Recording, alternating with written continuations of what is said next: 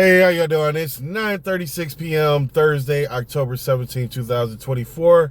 As you can see, I'm in the Toledo area, and there you go right there. Thursday, October 17, 9:36. I'm getting ready to go online with Lyft. I was online earlier today, and it's 3 hours and 8 minutes. Did 8 rides, didn't get any tips, and my time is now reset. I'm probably gonna go online just for a few hours tonight. I was supposed to get online a little bit earlier, but I didn't. I ended up spending time with my kids. I guess the reason why I'm making this video, and I've made quite a few other videos, I just haven't posted any of them. And I think this one I may end up posting as my first video. The reason why I wanted to post this video is I want to try to inspire other drivers to understand that there is no good end game in rideshare. There isn't ever going to be a way where you're going to feel that you're profitable, you're going to feel that you have any self-worth or anything, because ultimately you're not just providing a service, but you are a servant. And because you are a servant, servants don't never feel completed. They don't never feel like they are achieving the highest of their goals or anything like that. You're no different than working at a Burger King or a McDonald's. Yeah, I think that some people would disagree and be a little bit upset and everything, but this is to inspire you to do greater things than driving for Lyft and Uber and everything like that. Because what they want to do is they want to hold you back. They want to prevent you from achieving your highest level and getting there. They want to prevent you from seeing anything better than driving for them. And so this is the whole reason why they throw out ride challenges, that when you divide it by the number of rides, it's not even a bonus. It's not even gas for the number of rides that they want you to complete. If you notice mine right now, it says $195 for 110 rides. So that's around $1.77 for these rides. The system is set up against you to where you're not going to just be able to get a bunch of bonuses on all the rides that lead up to the 110 to where you actually made a profit. Because if you notice, the majority of the time, you're not making a profit on most of the rides and everything. You look at your miles per gallon and you divide that by your cost of gas. Now you see how much it's costing you per mile. And for time and everything like that. Depreciation, wear and tear to your vehicle, maintenance costs, all of these things. You're not a business owner. You're not a business owner. See, if you were a business owner, you would be hiring Lyft to find you jobs, meaning rides. They would be working for you. When someone works for you, they can't penalize you for not doing what they say. When somebody works for you, they don't make rules for you. They don't tell you how to do the job. So you're not working for Lyft. You're not working for Uber. You're not working, I'm sorry. They're not working for you. You're working for them, because they make the rules. But they call you the boss. They call you the business owner. But you're on their platform. You own the car that they make the profit from, and more money from you. In total, with all the cars on the road, they're making hundreds of millions of dollars a day. And if your trans drop out, you at the temp agency trying to find a job because you don't have the money to get another transmission put in your car. I'm really trying to help people realize that there's no money in this. This is what you call pastime.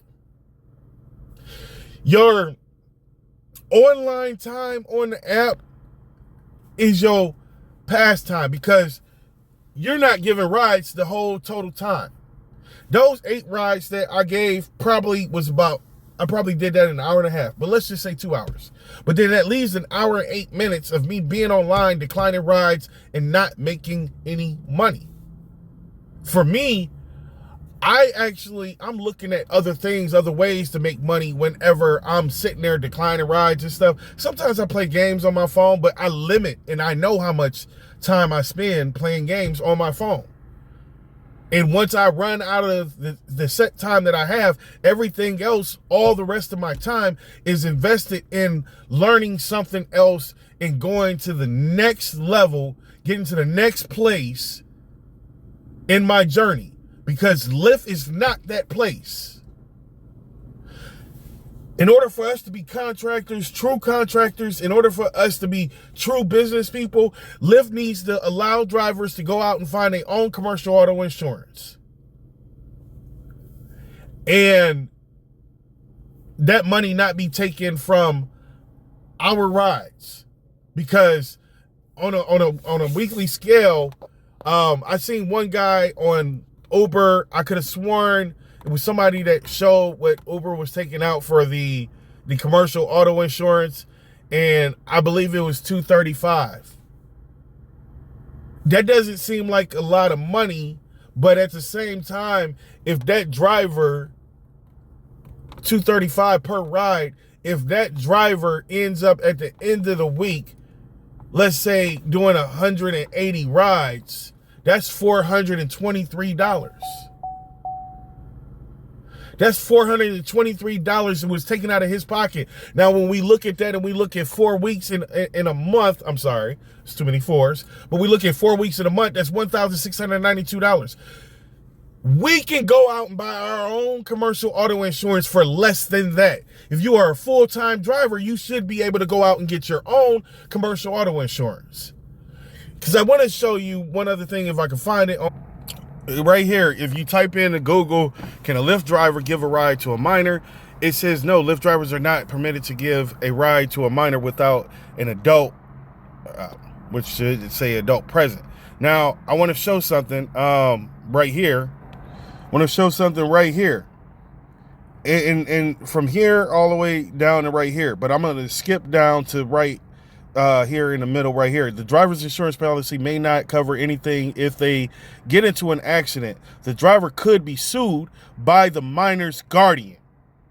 You drivers that are out here giving rides on the platform to kids that are minors, Lyft is not responsible for handling the medical bills if you get into an accident.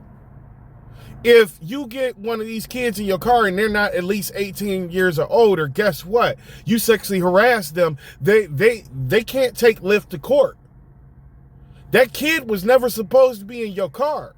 You let them in the car. When you go and you sexually harass them, the lawsuit is with you. It's not with Lyft. You parents that are out here thinking that you about to get over on one because you didn't coach your kid to say that a driver touched them or did something, guess what? It ain't gonna work. You only suing the driver. And then if you watch some of our videos, you're gonna find out we getting paid like $3, $4 on some of these rides. We can't afford to be sued by you. It's a laughing matter if you put your kid in a car and something happens and you think that you're gonna sue the driver. Not a laughing matter that something happened to the kid, but a laughing matter if you're thinking that you're going to try to coach the kid to say something that did not happen. Because you're not going to get paid anything. And you're ultimately going to have to pay your own kids' medical expenses. Because I guarantee you, the 99% of the drivers do not tell their insurance company that they use their vehicle for work. So they don't have any additional coverage to cover the passengers if the passengers are injured. And so with that being said, the point is, stop doing that. On the app, if you need to get your kids to school, you hit where are you going, and you're going to hit the plus sign. When you hit that plus sign, let me take that away. Let me make sure I highlight it so you know exactly where it is. You hit that plus sign. When you click on that plus sign, it's going to drop the menu. See right there, it added where you can put the stop. Put the kids' school there. Now, when you put the kids' school there, you're going to put your drop-off location back home right there. Okay, so you can actually go ahead and make sure you drop the kids off and have the driver take you back home. So stop putting your kids in the car because you're too lazy to get up and go ahead and get in the car and make sure that they get there on time because you signed a arbitration agreement and Lyft's terms of service agreement. So the Lyft's lawyers and attorneys, they're only going to spend 3 or 4 minutes in court to show the judge that this is not between Lyft and the passenger, but this is between the driver who accepted the ride with the underage minor. Don't waste your time with this, is what I'm saying to the passengers. I want to get back and I want to focus on the drivers. My thing is this. If you want to continue to drive, make a goal. Set a goal. Set a goal for something that you want to use this money towards. If you are a single man or a single woman and you live in your own apartment and you're doing this full time, or you live in your own house and you're doing this full time, I want you, when your lease is up, before your lease is up, find a friend or a relative to go and live with. Or you can do what I'm doing. You can choose to live in your car. You do a storage unit, put everything in there, live in your car. And save every dime that you have and put it towards that business that you're trying to go and start. If you go live with somebody, you're going to be paying them some rent, maybe putting food in the house or whatever. So I would definitely recommend going that route. Maybe even, when you need somewhere to go to sleep, parking outside of a friend's house or something like that, using, paying them $10, $15 to use the shower, or going to a truck shop and paying for a shower. But do something to start stacking money to save up for that business. Pay put your gas in your car, maintenance and stuff, whatnot, but start that business. But at the same time, you need somewhere to stay. You don't have a friend house or something or whatever. Go park at a Walmart. It's a lot of truck drivers up there that drive up there. They park their truck at the Walmart or at a truck stop. But some truck stops, they do charge you to park your car up there overnight while you're sleeping in the car. So make sure you find out if you have to pay for it or not. Otherwise, security come up to you and say you can't sleep here. But you need to look up online. You'll see online you can sleep there, but you have to pay to sleep in the lot. But what I'm saying is that's for people who have financial goals to start their own business. But if the plan is just to save up money so that you can at least change your lifestyle and something like that, you're gonna have to cut out expenses. You're going to have to cut out expenses. And what I usually tell people is that if you're going to drive on the app and you're going to try to stack money and everything like that, you want to make sure that you're only doing it for a certain period of time, I'm going to show you what you want to do. We have 120 drive time hours in each week. What you want to do is you're not going to be booked, have passengers in the car for that 120 hours. So make it a goal that 80 of those booked hours, you have passengers in your car. So that means 40 hours you will have online, but you're using that time to discover a new business that you might want to get involved in, or to find out what the next step is in your life, okay? So 80 booked hours, and make it your goal to have $30 per booked hour. That is $2,400. In 1 month, 4 weeks, that's $2,400. In 4 weeks, that's $9,600. And I did make one mistake, because you're gonna have to look at your gas expenses, which is I think $45 a day would come up to about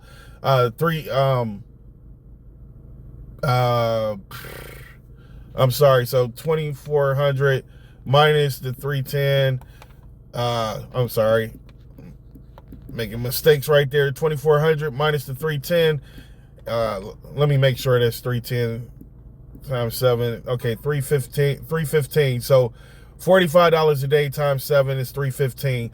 So 2,400 minus the 315, that is $2,085.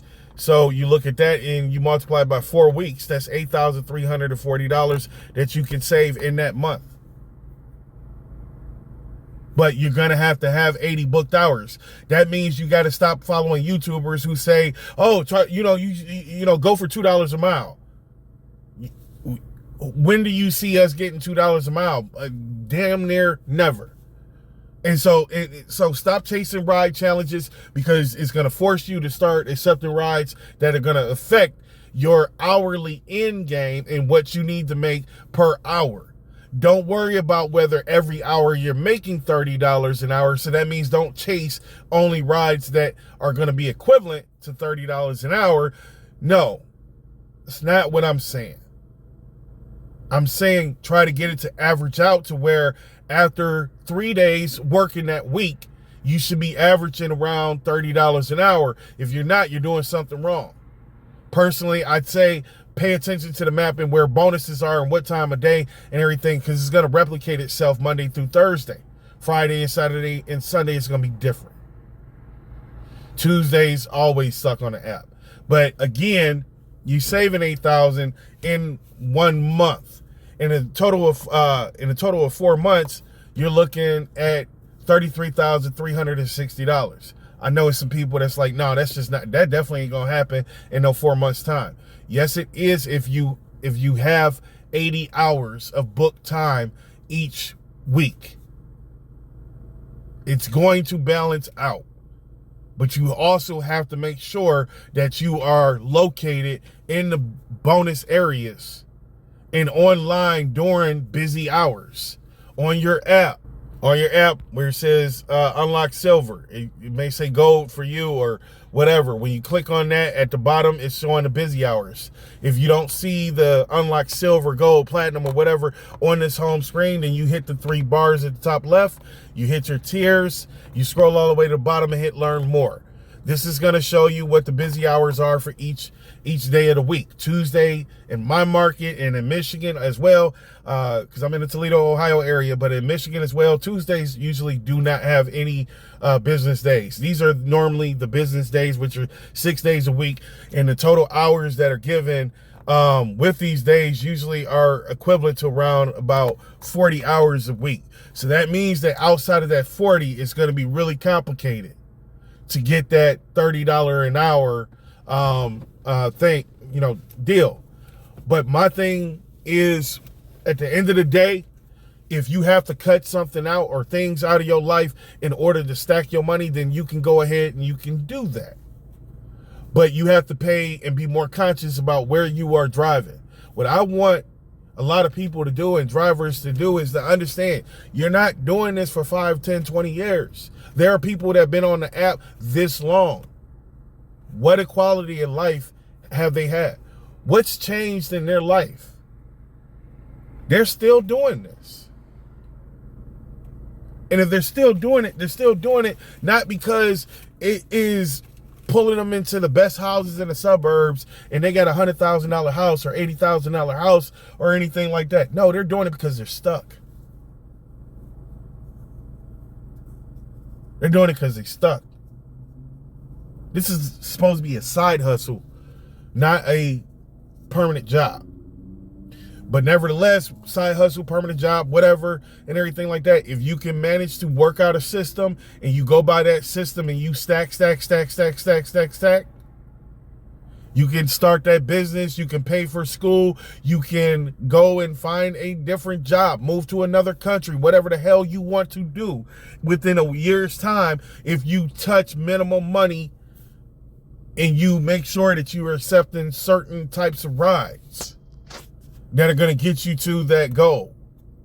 I do want to show you that your acceptance rate does not matter. Your acceptance rate can be down to 1%. and they still will not deactivate your account. 1%.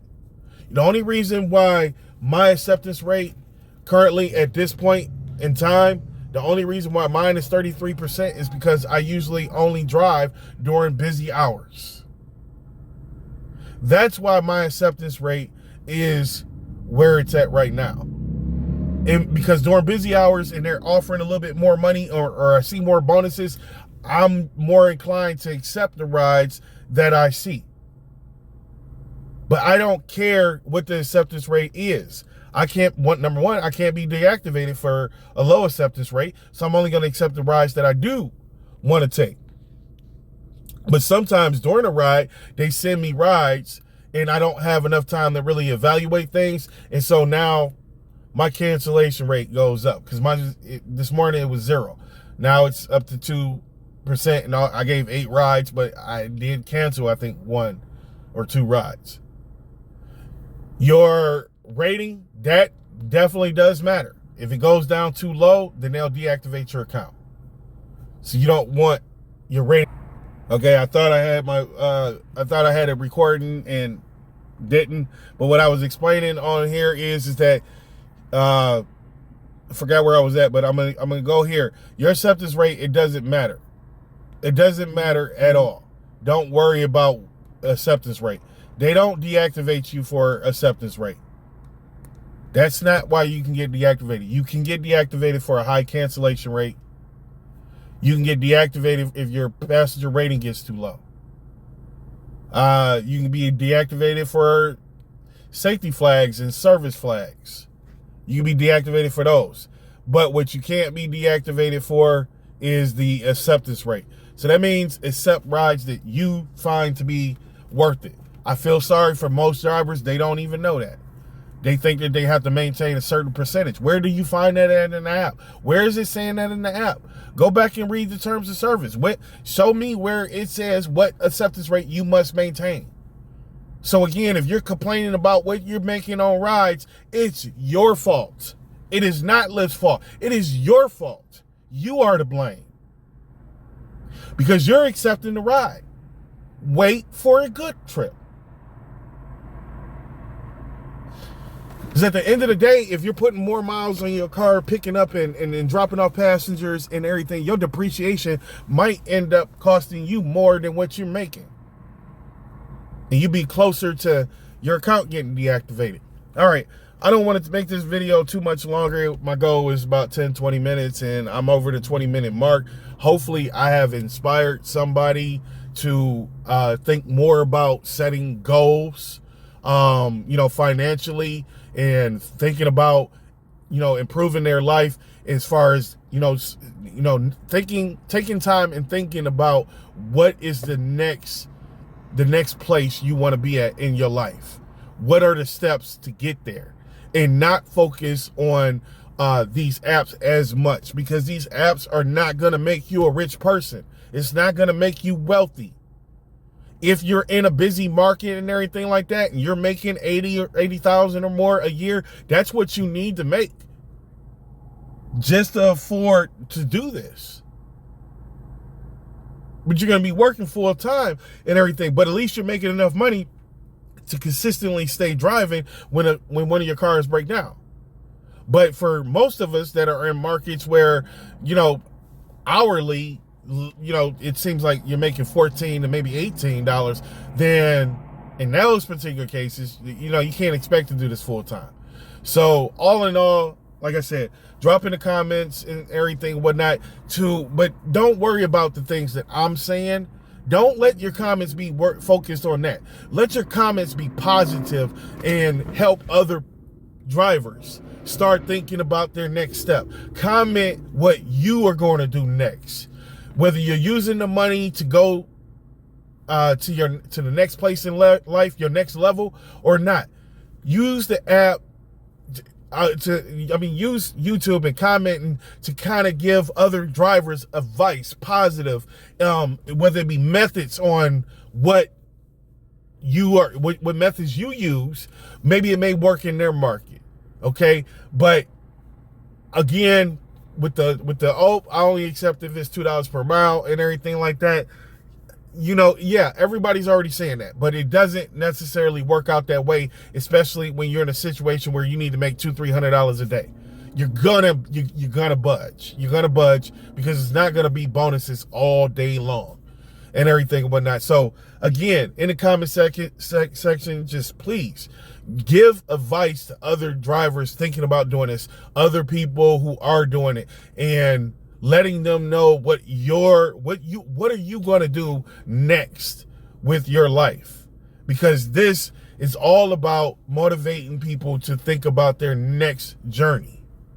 It's all about the next journey, because we all know these apps are trying to burn us all out. They want to go ahead and bring autonomous cars in, and with them bringing in autonomous cars, what that means for us is that we're going to be out of work. So we can't be doing this stuff full time.